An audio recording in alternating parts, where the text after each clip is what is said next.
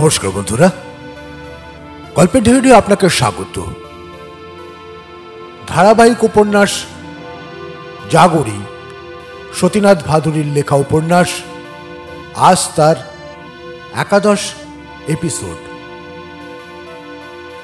গল্প পাঠে আমি সাগর লাহিড়ী।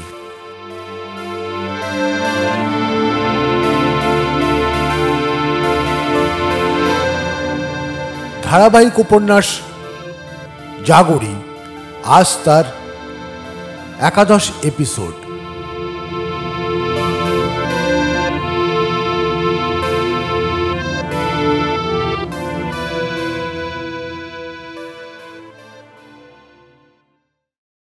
মামা শিগগিরি এসো। কি আবার হলো? হাত পা ভাঙলো নাকি? সাপ বিছে নয় তো? বুক ঢিপ ঢিপ করে মরি। উনুনের তরকারি উনুনেই থাকলো, পড়ি কি মরি। গিয়ে দেখি নীলু স্থির হয়ে বিছানার উপর বসে রয়েছে। নাপিতের সামনে মাথা নাড়া করার সময় লোকে যেমন করে বসে থাকে তেমনই করে বিলু নীলুকে জড়িয়ে ধরে বসে আছে। দুজনেই ভয় আড়ষ্ট। বিলু এক হাত মুঠো করে কনুইয়ের ওপর কি যেন চেপে ধরে রয়েছে। আমি যেতেই দেখালো নীলুর হাতে বাঁধা ছিল মা পূর্ণেশ্বরীর মাদুলি একটা রুদ্রাক্ষ আর চাকা করে কাটা এক টুকরো হর্তুকি। সুতোটা ছিঁড়ে গিয়েছে। ওরা জানতো মাদুলি হাতে বাঁধা না থাকলে আর এক পাও চলতে নেই, চললেই নীলুর অমঙ্গল হবে। বলল, মা শিগগিরই একটা সুতো ঠিক করে নিয়ে এসো। মাদুলি আবার হাতে বাঁধা হলো। তারপর দুই মহারথী বিছানা থেকে নামলেন। সেবার মহাত্মাজির ট্যুরের সময় ঠিক মানসাহি পুলের ওপর যেই আমাদের মোটরখানা উঠেছে, সম্মুখেই দেখি ধুলো কাদা মাখা দুটো ল্যাংটো ছেলে। হঠাৎ মোটর কার দেখে ভয় পেয়েছে। কি করবে ঠিক না করতে পেরে এদিক ওদিক একটু দৌড়বার চেষ্টা করলো। তারপর দুজনে জড়াজড়ি করে রাস্তার মধ্যেখানে শুয়ে পড়ল। ভগবানের দয়ায় তারা রক্ষা পেয়ে গেল। কিন্তু যখন মোটর থেকে নেমে তাদের ওঠাতে গেলাম, দেখি তারা ভয় নীল হয়ে গিয়েছে। কিছুতেই চোখ খুলে চাইবে না। বিলু নীলু দুটি ভাইয়ের কথা মনে করে তখন আমার চোখ ফেটে জল আসছিল। তাদের বাড়িতে পৌঁছে দিয়ে মনটা একটু শান্ত হলো। কি কাণ্ডই! আর একটু হলে হয়ে যেত। এরপর যখন বিলু নীলুর কথা একসঙ্গে মনে পড়েছে, তখনই চোখের সম্মুখে ভেসে উঠেছে সেই অসহায় ধুলোমাখা ছেলে দুটোর সেই রূপ। ভগবান, তোমার উপর বিলু নীলুর এত বিশ্বাস ছিল, সে বিশ্বাস কেন কেড়ে নিলে? বিলু যেদিন প্রথম আশ্রমে সন্ধ্যার কীর্তনে গেল না, আমি ভাবলাম বুঝি মাথাটা তার ধরেছে। জিজ্ঞাসা করি তো বলে যে শরীর ভালো আছে। গায়ে হাত দিয়ে দেখি জর্জারিও না। তবে হলো কি, পরে যখন বুঝলাম তখন বুক চাপড়ে মরি। বিলুর যখন এমন হলো, তখন পৃথিবীতে সবই সম্ভব। এত আর নীলুর পইতে ফেলার মত উড়িয়ে দেওয়ার ব্যাপার নয়। নীলু হলো গোয়ার গোবিন্দ ছেলে। ও নিজের খেয়ালেই থাকে। ওর মাথা গরম দেখলে আমি মনে মনে হাসি। উনি এসেছেন তম্বি দেখাতে। আরে, আমি তো আর তোর পেটে জন্মাইনি, তুই আমার পেটে জন্মেছিস। তোর নারী নক্ষত্র আমি জানবো না তো আর কে জানবে? আজকে চটেছিস, কাল সকালেই তোর রাগ পড়ে যাবে। ছোটবেলা থেকে তোর গোয়ার তুমি দেখে আসছি। সেই ছোটবেলায় মুদিখানার ফেলে দেওয়া কাগজের ঠোঙাতে পা লাগলেও নীলু প্রণাম করত। ভুলে পঞ্জিকা ডিঙিয়ে ফেলে মুখ কাচুমাচু করে আমার কাছে এসে তার পাপের কথা বলতো। আমার কাছ থেকে বলিয়ে নিতে চাইতো যে অজান্তে করলে পাপ হয় না। একদিন আমি রান্নাবাড়ির কাজ শেষ করে রাত্রে সোডা দিয়ে এন্ডির কোকুন সেদ্ধ করছি। এমন সময় বিলু ডাকলো, মা দেখো নীলুর কাণ্ড। ছেলেদের পরীক্ষা তখন শেষ হয়ে গিয়েছে, পড়াশুনোর বালাই নেই। ভাবলাম একটু নতুন কোনো ফোন দিয়ে আবার হয়তো নীলুর মাথায় ঢুকেছে। গিয়ে দেখি ফ্রেমে বাঁধানো মা সরস্বতীর ছবিখানাকে নিচে রেখে তার উপর নীলু চাপা দিয়েছে বাড়ির সব কখানা জুতো। আমি তো অবাক। নীলু কখনো এই কাজ করতে পারে? ও যে পরীক্ষা দিতে যাওয়ার সময় প্রত্যহ আমাকে প্রণাম করার আগে সরস্বতীর ছবিখানাকে প্রণাম করে। এই পটখানায় যে প্রতি বছর সরস্বতী পুজোর দিন পুজো হয়, এখনো চন্দনের দাগ লেগে রয়েছে। ওরে ডাকাত পিচেস, তোর এ দুর্মতি হলো কেন? বিলু বলল যে অঙ্কে ফেল করেছে বলে নীলু এই কাণ্ড করেছে। কি ভদ্রা কি ছেলে বাবা! অঙ্কে ফেল করেছিস তা এ কাজ করার দরকার কি? পড়িসনি শুনিসনি, সারা বছর খেলে বেরিয়েছিস, তা অঙ্কে ফেল করবি না? কতদিন বলেছি না যে ওর কাছে বসে একটু অঙ্ক টঙ্ক দেখিয়ে নিস? জবাবে ছেলে বলে কি না, যদি পড়েই পাশ করব তবে মা সরস্বতীর খোসামত করতে যাব কেন? না পড়া ছেলেকে যদি পাশ করাতে না পারে তবে আবার ঠাকুর কিসের? বলে ছেলে গোঁজ হয়ে কোণের দিকে বসে থাকলো। বিলু তখন জুতো টুতো পরে গঙ্গাজল ছুঁয়ে পটখানিকে আবার দেওয়ালে টাঙিয়ে রাখলো। আমি 5টা পয়সা মা সরস্বতীর ছবিখানায় ঠেকিয়ে তুলে রেখে দিলাম, যে ওই গোয়ার গোবিন্দর রাগ পড়লে তাকে দিয়ে পুজো দেওয়াবো বলে। নীলুর এসব খামখেয়ালি কাণ্ড ধর্তব্যের মধ্যেই নয়, কিন্তু বিলুর কীর্তনে না যাওয়া, দেবে দ্বিজে ভক্তি মন থেকে মুছে ফেলা আমাকে সত্যিই ভাবিয়ে তুলেছিল। বিলুর আমার ঠাকুর দেবতায় বিশ্বাস ছিল। ছোটবেলায় লক্ষ্মী পুজোর দিন তার লাটিম আর মার্বেলের ওপর আমাকে দিয়ে মা লক্ষ্মীর পায়ের আলপনা আঁকিয়ে নিত, না হলে অনেক লাটিম আর অনেক মার্বেল হবে কি করে? সেই বিলু এমন হয়ে গেল, আর আমারই চোখের সম্মুখে। আমি 24 ঘন্টা ভগবানের কাছে বলি, বিলু তুমি এ কী করলে? ওদের বাবার কানে যাতে এ কথা না পৌঁছায় তার জন্য কত চেষ্টা করি, কিন্তু ও ছেলে কীর্তনে যাবে না। এ কথা আর কদিন চেপে রাখা যায়? আমি লুকিয়ে বিলুর খাওয়ার জলের সঙ্গে পূর্ণেশ্বরীর খাড়া ধোয়া জল আর চরণামৃত মিশিয়ে দিই আর বলি, মা পূর্ণেশ্বরী, আমার ছেলের দোষ নিও না। আর সে মানুষই বা কি? তুমি হলে ওদের বাবা, ওদের ভুল ভ্রান্তি হয়, ওদের একটু বুঝিয়ে দিলেই পারো। তোমার বোঝানোর কাছে তো ওদের জারি জুড়ি চলবে না। কিন্তু উনি মুখ খুলে কিচ্ছু বলবেন না। ছেলেদের ভালো মন্দ ঠিকে যেন আমারই একার। এই এক ধরনের মানুষ। এই রে, আবার সব এলো জ্বালাতন করতে। এখন লোক দেখলে আমার গা জ্বালা করে। এ কথা এদের বলি বা কী করে, বোঝাই বা কী করে? কামলা দেবী এসে আমার নাড়িটা টিপে ধরলেন। কতই না নাড়ি দেখতে জানে, সে তো আর আমার জানতে বাকি নেই। স্বামী ডিস্ট্রিক্ট বোর্ডের ডাক্তার, কাজেই উনি ভাব দেখান যে উনিও কিছু ডাক্তারি জানেন। মিছে এ গুমোর কেন? উনিও তো মাস্টার ছিলেন। আমি তো একদিনের জন্য মনে করিনি যে তার পরিবার বলে আমিও পণ্ডিত হয়ে গিয়েছি। উনি কংগ্রেসের কত বোঝেন, তাই বলে কি আমিও বলবো যে আমিও বুঝি?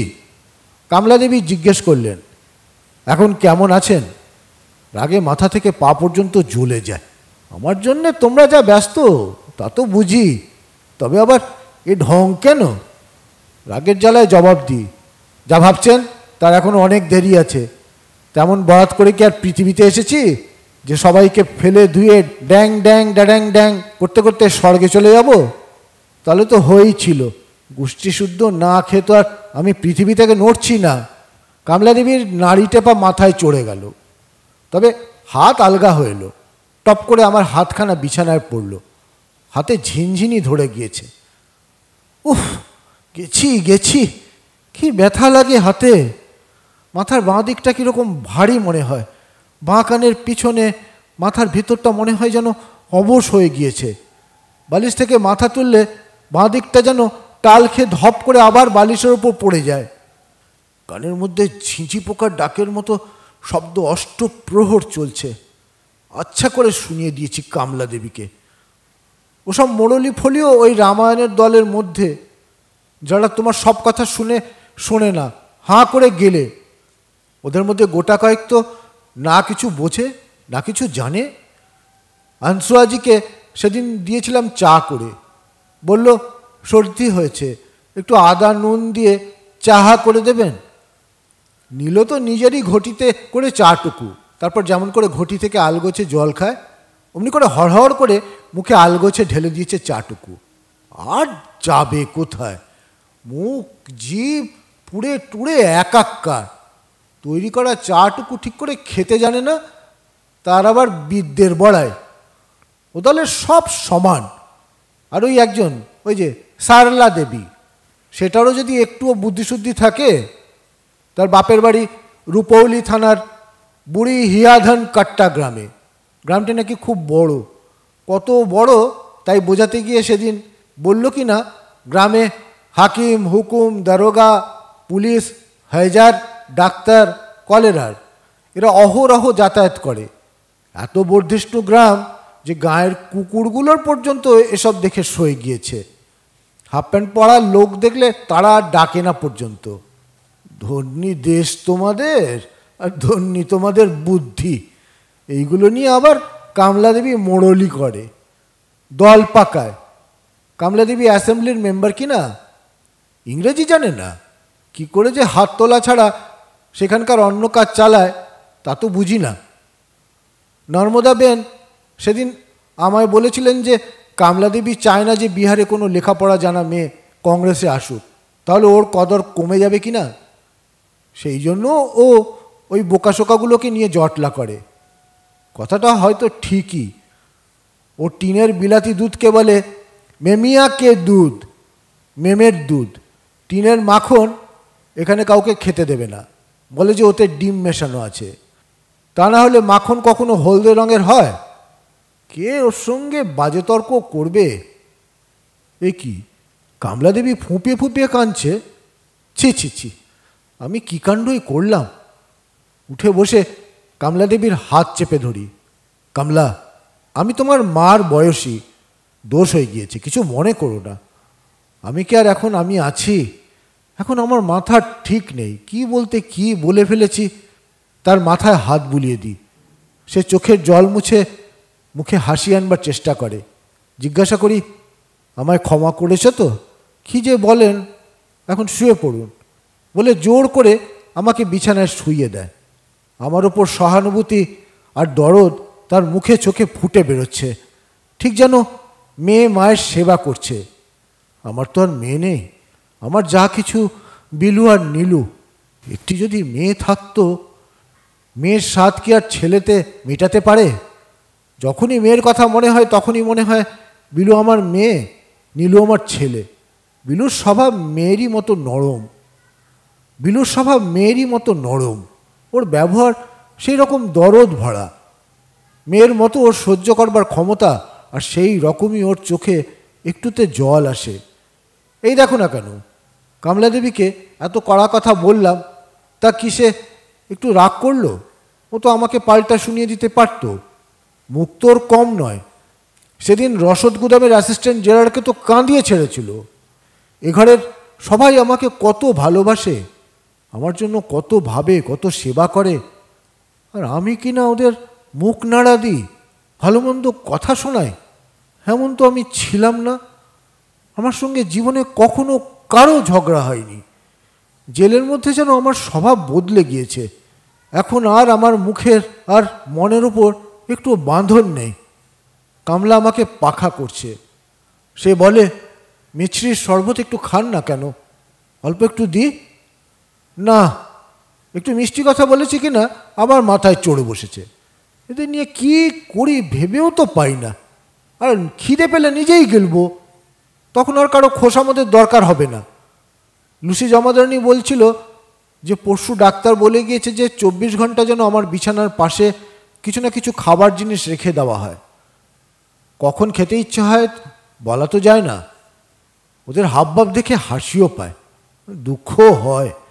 এ যেন হরিণ মাঘাইয়া ডোমিনের আনসান কিনা। আমরা বামুনের ঘরের বারব্রত করা মেয়ে, 2-1 দিনের উপোস তো আমাদের গা সওয়া। ঢং ঢং করে ওয়ার্ডের ঘন্টা বাজছে।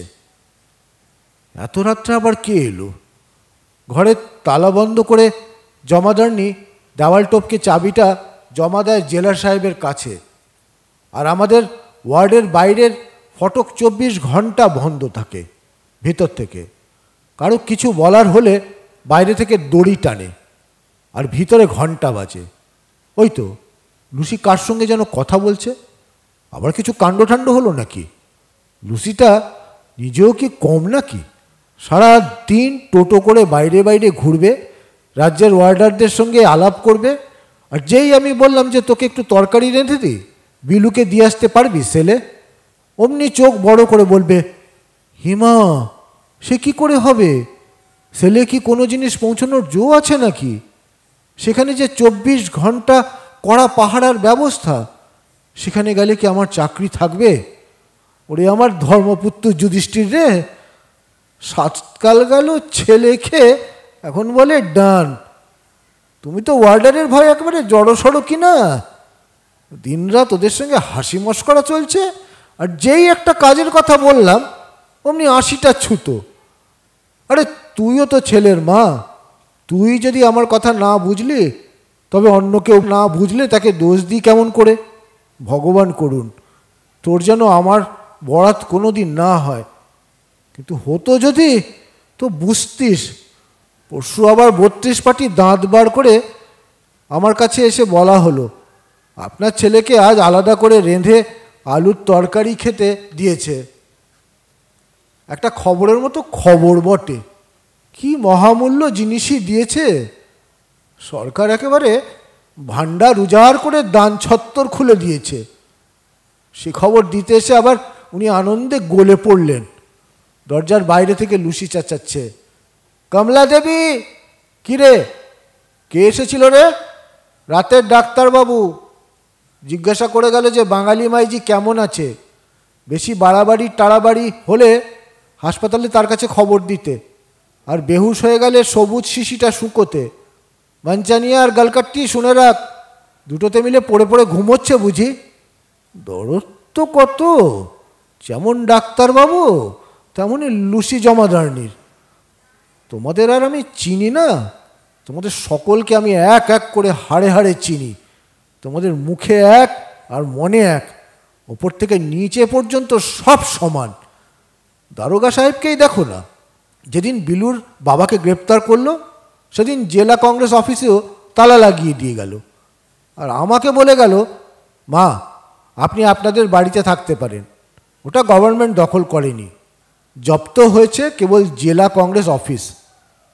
ও মা, 3-4 দিন পরে এসে আমাকে গ্রেপ্তার করে তো থানায় নিয়ে এলো, বলল যে মাস্টার সাহেবের মতো আপনাকেও আটকবন্দি রাখা হবে। থানায় এনে কত খাতির। দারোগাবাবুর কোয়ার্টারে দারোগাবাবুর স্ত্রী আমার জব ও সন্ধ্যার ব্যবস্থা করে দিলেন। স্বামী স্ত্রী দুজনেই মামা করে অস্থির। খাসা বউটি খোকাটাকে কোলে দিয়ে বললে, আপনারা আশীর্বাদ করুন, আমার এই খোকা যেন বেঁচে পড়তে থাকে। যেমন চাকরি, রাজ্যের লোকের সাপ মুন্নি কুড়োনো, আপনি মা প্রাণ খুলে একটু আশীর্বাদ করুন। পরপর 2টি কোল খালি করে চলে গিয়েছে। আমি বলি, 60 বালাই আমার কি ছেলেপিলে নেই? ভালো মানুষে কি সাপমুন্নি করে? এ ছেলে তোমার বংশের নাম উজ্জ্বল করবে। এখানকার বারহাম থান জানো তো, পূর্ণেশ্বরীর মন্দিরের কাছে ভারী জাগ্রত। সেই গাছে তোমার নাম করে একখানা ইট বেঁধে দিও। যাক, সে পর্ব তো শেষ হলো। জেলে আসবার পর শুনি যে দারোগা রিপোর্ট করেছে যে সরকারের জপ্তি জেলা কংগ্রেস অফিস থেকে গভর্নমেন্টকে বেদখল করে আমি সেখানে অনধিকার প্রবেশ করেছিলাম, সেই জন্যই আমার ওপর নাকি মোকদ্দমা চালানো হবে।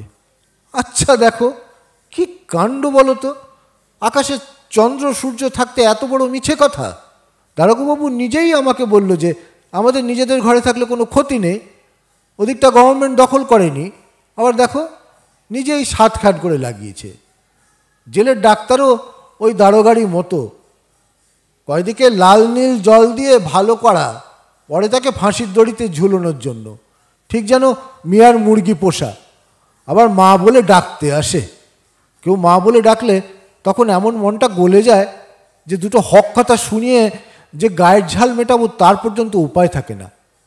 আমি রাজ্যশুদ্ধ লোকের মা, জেলার সব কংগ্রেস কর্মীর মা, আমার তো বিশ্বজোড়া ছেলে, কিন্তু মন যে বিলু নীলুর ওপর পড়ে থাকে। ওদের ছাড়া অন্য কোনো ছেলের মা হতে আমি চাইনি।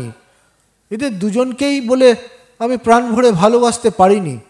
তা না হলে কি আমার বিলু এত ভালোবাসার কাঙাল?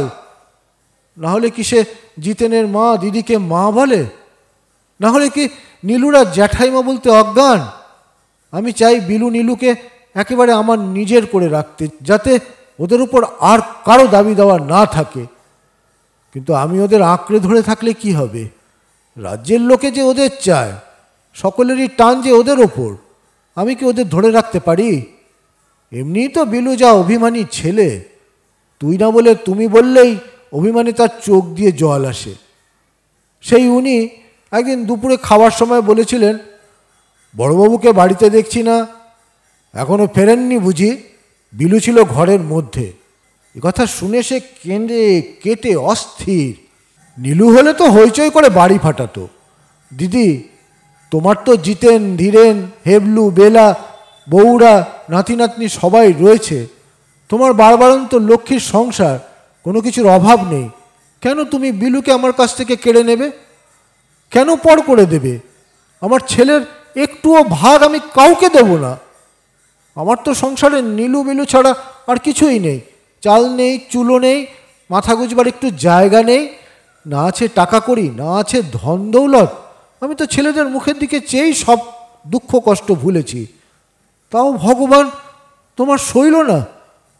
ছেলে ভুলোনো মন্তর দিয়ে সবাই আমার ছেলেকে পর করে দিল। জিতেনের মা দিদিকে ওই দেখতে ভালো মানুষ বলে মনে হয়, কিন্তু মনটা যেন একবারে জিলিপির প্যাঁচ।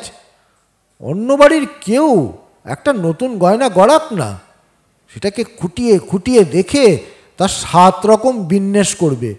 সব খবরের তার দরকার। সোনাটা মরা সোনার মতো লাগছে, কত পান দিয়েছে, কাকে দিয়ে গড়ালে, কত ভরি ওজন, বানি কম দিয়েছে তো গড়ন ভালো হবে কি করে? বিলু নীলুর কাছ থেকে আমার সংসারের সব খবর জেনে নেওয়া চাই। তোর মা তেল দিয়ে ফোড়ন দেয় না ঘি দিয়ে? তোর মা ছ্যাঁকা তেলে বেগুন ভাজে না অল্প একটু তেল দিয়ে বেগুন সাঁতলে নেয়? এসব কথা জিজ্ঞেস করতো ছোটোবেলায় নীলুদের। আচ্ছা বলো, এসব খবরের দরকার কি? বিলু তো যা চাপা, কোনোদিনই কিছু বলে না, কিন্তু নীলু আবার আমার কাছে এসে ওই সব কথা নকল করে বলে। একেবারে হুবহু দিদির মতো সুর, দিদির মতো হাবভাব, শুনে হেসে পাচ্ছি না। কিন্তু দিদির কি এটা উচিত? আমার হলো অভাবের সংসার, তোমরা আপনার জন, এই নিয়ে আলাপ আলোচনা করার দরকার কি? এদিকে দিদি আমাদের করেও খুব, সে কথা আমি অস্বীকার করি না। অসুখে বিসুখে দেখাশোনা করা, ছুতোয় নাতায় খাওয়ানো দাওয়ানো, এসবের তো কথাই নেই। নীলু তো এখনও সেইখানেই থাকে, প্রাণ দিয়ে করবে, কিন্তু খুব করছি একথা শুনিয়ে দিতেও ছাড়বে না। দিদির স্বভাব ওই রকম, আর একটুও গম্ভীর না, বড় হল হল গল গল ভাব। বিলুকে বলবে বারিন্দিরের বেটা, নীলুকে বলবে মাছপাত্রী, আর ওদের বাবার নাম দিয়েছে দাড়ি। এটা ফষ্টি নষ্টি করে সাদা ভাষায় নামটা ধরে ডাকলে কি হয়? মানুষের মুখওয়ালা একরকম ডিবের বাটি আমাদের সময় ছিল, অবিকল সেই রকম মুখ, ঝিঙের বিচির মতো কালো দাঁত, একগাদা জর্দা মুখে দিয়ে 24 ঘন্টা প্যাচ প্যাচ করে থুতু ফেলা হচ্ছে। ছিলেন তো বামুন পুরুতের মেয়ে, নৈবেদ্যের চাল আর কাঁচকলা খেয়ে তো মানুষ হয়েছিল ছোটোবেলায়। পুরুতের পাওয়া লাল পেড়ে কাপড় ছাড়া অন্য কোনো কাপড় পরনি 12 বছর বয়স পর্যন্ত।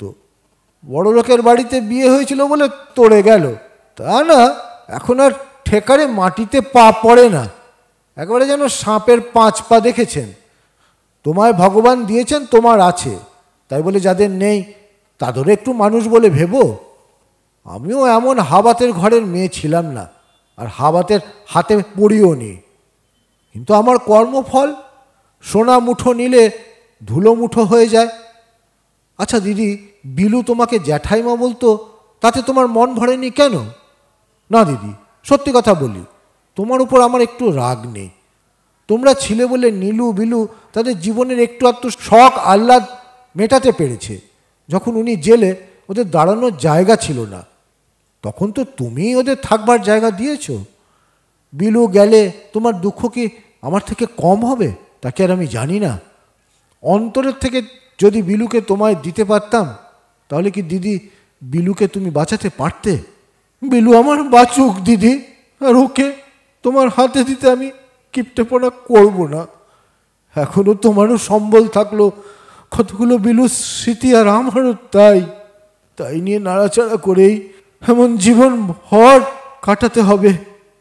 না দিদি, তোমার দয়া, তোমার টান আমি কোনো দিন ভুলতে পারবো না। আমার ছেলেরা মাছ খেতে ভালোবাসে, কিন্তু আশ্রমে তো আর মাছ রান্নার উপায় নেই। আমরা বুড়ো মানুষ, গান্ধীজির কথা মতো 20 বছর থেকে মাছ মাংস খাওয়া ছেড়ে দিয়েছি, কিন্তু ছেলেপিলেদের ওপর জোর করি কি করে? তুমি তো দিদি আমার মনের কথা বুঝেছিলে। নিত্যি নীলু বিলুকে ডেকে মাছ খাওয়ানো, আমাকে তোমাদের বাড়িতে মাছ খাওয়ার জন্য কত জোর করে ধরা। দিদি, তোমার প্রাণের টান আমি ঠিক বুঝি। তোমার কাছে আমি জন্মে জন্মে ঋণী। তোমার নিন্দে করলে আমার জিভ খসে পড়ে যাবে না? তোমার নিন্দের কথা ভাবলেও আমার পাপ। আজ আমার মনে ঠিক নেই দিদি। বিশ্ব সংসার তেতো বিষ হয়ে গিয়েছে আমার কাছে। ভালো কথা মনে আসবে কি করে? তুমিও তো বিলুর মা, তোমাকে তো নতুন করে আমার মনের অবস্থা বুঝিয়ে দিতে হবে না? বিলু তোমাকে কত ভালোবাসে, কত ভক্তি করে। বিলু যাকে একবার মা বলেছে, আজকে দিনে আমি কি তার উপর রাগ করতে পারি? বিলুর মা বলে ডাকার মর্ম আমি তো বুঝি। ডাক তো নয়, ডাক শুনে সমস্ত মন ছুটে চলে যায় তার দিকে।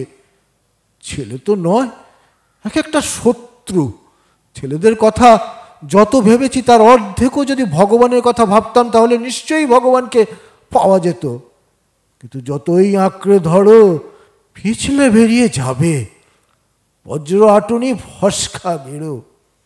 নাহলে ওই ছেলে বিলু বারান্দায় পাটি পেতে বসে পড়েছে, আমি যদি ওর পেছন দিয়েও পা টিপে টিপে নিঃশব্দে চলে যাই, তাহলেও ও বুঝতে পারে। বলবে, মামা গন্ধ পাচ্ছি। আর সত্যি করেই গন্ধ পায়। যখন ছোট ছিল, আমি স্নান করে এলে আমাকে জড়িয়ে ধরতো, বলতো, তুমি স্নান করে এলেই তোমার গায়ে মার গন্ধ পাই। আমি বলি, ওরে দুষ্টু ছেলে, তোর বাস্টে জামা কাপড় পরে আমায় ছুস না। ঠাকুর ঘরে হেসেলে আমার ছিষ্টি কাজ পড়ে রয়েছে। তা কি ছেলে শুনবে? বলবে, মটকার কাপড় কি ছুলে নষ্ট হয় নাকি? আর নীলুটা এত বড় শয়তান, ও কতদিনের কত কথা জমিয়ে জমিয়ে রেখেছে। সেই সব কথা মনে করিয়ে দিয়ে আমার পিছনে লাগবে আর বলবে, মা তুমি দাদাকে আমার চাইতে বেশি ভালোবাসো। আরে পাগল, তা কি হয়? মা কি কখনো এক ছেলেকে বেশি, এক ছেলেকে কম ভালোবাসে? ভগবানের নিয়মই যে সেরকম না। অমনি নীলু বলবে, আচ্ছা মা, মনে করো পূর্ণিয়াতে বকরাক্ষস এসেছে। সে কেবল ছেলের মাংস খাবে, আর কোনো মাংস সে খায় না। প্রত্যেক বাড়ি থেকে একটা একটা করে ছেলে তাকে যোগান দিতে হবেই হবে। আজকে তোমার বাড়ির পালা। বলো, এই রকম অবস্থায় তুমি বকরাক্ষসের কাছে কাকে পাঠাবে? দাদাকে না আমাকে? যা যা, বকিস না তো। এত বাজে কথা বলতে পারিস? এত কথা তোর মাথায় আসে কোথা থেকে? আমি তো বুঝতে পারি না, কাকে আবার দেবো? কাউকেই দেবো না। অমনি নীলু, বুঝেছি বুঝেছি বলে বাড়ি মাত করবে। বুঝেছে তো ছাই। তোমরা যদি মার মনের কথা বুঝতে, তাহলে আর আমার দুঃখ কিসের? নাহলে কি আর নীলু আমাকে একদিন বুঝিয়েছিল যে মার ভালোবাসা স্বার্থের খাতিরে? সে কথা বোঝাতে ও গল্প বলেছিল। একটা বিড়াল আর তার বাচ্চাকে একটা কড়ার ওপর বসিয়ে নিচে থেকে উনুনে আঁচ দেওয়া হলো, আর এমন ব্যবস্থা করা হলো যাতে বিড়ালটা পালিয়ে যেতে না পারে। যখন কড়াইটা খুব গরম হয়ে উঠল, তখন বিড়ালটা আস্তে আস্তে গিয়ে বাচ্চাটার পিঠের ওপর বসলো। সব মাই নাকি এই ধরনের। যতক্ষণ নিজের গায়ে আঁচ না লাগে, ততক্ষণই মা ছেলে ছেলে করে মরে। কোথা থেকে আজকাল ছেলেরা এসব শেখে তা বুঝিও না কিছুই। আজকালকার কলেজে এসব পড়ায় নাকি? বিলু তো কখনো এমন কথা বলে না। এ কথা শোনবার পর নীলুর সঙ্গে এ বিষয়ে তর্ক করতেও ঘেন্না লাগে, কিন্তু নীলুর এই কথাটা আমার মনের মধ্যে গেঁথে গিয়েছে।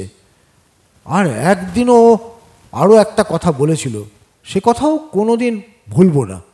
সেও মার স্বার্থপরতা সম্বন্ধেরই কথা। বড় ভূমিকম্পের পর অনেক দিন একটু একটু ছোটোখাটো ভূমিকম্প হতো। একদিন রাতে যেই একটা ঝাঁকি মেরেছে, জিতেনের বউ ঘুমের ঘোরে কোলের ছেলেটাকে ঘরে ফেলে দৌড়ে বাইরে চলে এসেছে। আর যাবে কোথায়? তাই নিয়ে বাড়ি শুদ্ধ লোক তো বেচারিকে ছিঁড়ে খায় আর কি। আর নীলুর পুঁজিতেও একটা গল্প জমা হলো আমাকে শোনানোর। হ্যাঁ বাপু, মেয়েরা স্বার্থপর, হাজারবার স্বার্থপর, আর ছেলেদের ভালোবাসা একেবারে নিঃস্বার্থ, একটু ভেজাল নেই। হলো তো? এই শুনলেই যদি খুশি হও তো তাই।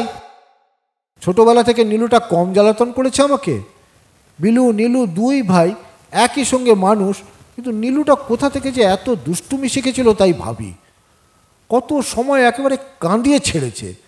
দুপুরে হয়তো আমার একটু তন্দ্রা এসেছে, কোথা থেকে লক্ষ্মী ছেলে এক রাশ দোপাটি ফুলের পাকা ফলগুলো এনে আমার নাকের সম্মুখে ফাটাতে আরম্ভ করলো। সব বিচিগুলো ছিটকে নাকে কানে ঢুকে যায়। হাইমাই করে তো উঠি, আর বকলে তো গায়েও মাখে না, ফ্যাক ফ্যাক করে হাসে। লঘুগুরুর জ্ঞান ওর একটুও নেই, নিজের খেয়ালেই উন্মত্ত। একদিন করেছে কি, এই বড় হয়ে ছাড় পোকা মেরে মেরে তার রক্ত দিয়ে সাইনবোর্ডের মতো লিখেছে, অহিংসা পরম ধর্ম। আমি তো বুঝি কাকে ঠেস দিয়ে লেখ, আবার তার কানে যাবে এই মনে করে আমি ভাব দেখালাম যেন লেখাটা দেখিনি। ওরে নীলু, একদিন যখন মা বাবা থাকবে না তখন বুঝবি যে মা বাবা কি জিনিস। দাঁত থাকতে দাঁতের মর্যাদা বোঝা যায়। ওর বাবার মনে দুঃখ দেওয়ার জন্য নীলু করবে কি, ঠিক আশ্রমের জমির সীমানা যেখানে শেষ হয়েছে ইঞ্চি মেপে সেখানটায় মাংস রেঁধে খাবে, আর বলবে আশ্রমের জমিতে ছাগল খাওয়া বারণ, এখানে তো আর নয়। ওরে নীলু, মহাত্মাজি ছাগলের দুধ খান বলেই কি আশ্রমে মাংস খাওয়া নিষেধ? আশ্রমে কেন আমিষ খাওয়া বারণ তা তুইও জানিস, আমিও জানি। তবে কেন ওকে খোঁচা দিয়ে এমন কথা বলবি? তুই মাংস খেতে ভালোবাসিস আর তোদের রেঁধে খাওয়াতে পারি না, এ কি আমার কম দুঃখের কথা নাকি? কিন্তু আশ্রমের নিয়ম যে, কি করি? কত দিন দিদির বাড়ি গিয়ে বসে বসে বিলু নীলুর মাছ খাওয়া দেখেছি। নীলু মাছ যে কি ভালোবাসে, রেওয়া মাছের কাটাখানি পর্যন্ত চিবিয়ে খায়। বিলু কিন্তু কতদিন বলেছে যে এবার মাছ ছেড়ে দেব, আমি আর দিদি বলে বলে ওকে ছাড়তে দিইনি। এমনি তো যা চেহারা, দিদির বাড়িতে তাও তো দু চার দিন একটু একটু মাছ পেটে পড়ে। ছোটবেলায় আমাদের দেশে আমরা ভাবতেও পারতাম না বিনা মাছে লোক কি করে এক বেলাও ভাত খেতে পারে। আমার ছেলেদের এই অবস্থা তো আমরাই নিয়ে গিয়েছি। তারা বাংলাদেশে থাকলোও না, সেখানকার কথা আচার ব্যবহার কিছু জানলোও না। এরা সাঁতার কাটতে জানে না, বন্যা, হিজল, গাব এসব গাছের নাম শোনেনি।